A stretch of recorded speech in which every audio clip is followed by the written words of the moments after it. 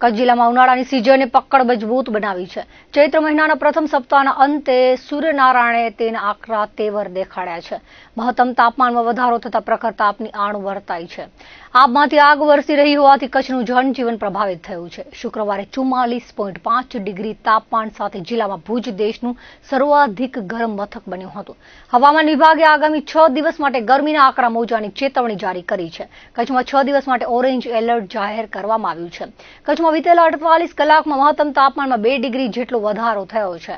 ખાસ કરીને બપોરના સમયે આભમાંથી આગ વરસી રહી હોય તેમ પ્રખર તાપથી લોકો ત્રાહીમામ પોકારી ગયા છે। તાપની આડમાં વધારો થતા જિલ્લાનું જનજીવન પ્રભાવિત થયું છે।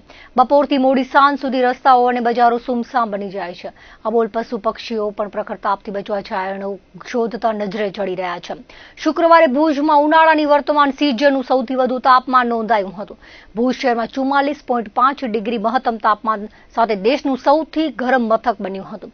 કંડલા અને દરિયામાં પણ મહત્તમ તાપમાન 40 ડિગ્રીને પાર કરી ગયું હતું। વધુ સપ્તાહ દરમિયાન દિવસે ગરમી તો રાત્રે ઠંડકની અનુભૂતિ થઈ હતી, પરંતુ છેલ્લા થોડા દિવસોથી રાત્રિના પણ ઉકળાટ યથાવત રહે છે। જોકે આગામી દિવસોમાં કચ્છવાસીઓને ગરમીથી મોટી રાહત મળવાની સંભાવના નહીવત છે।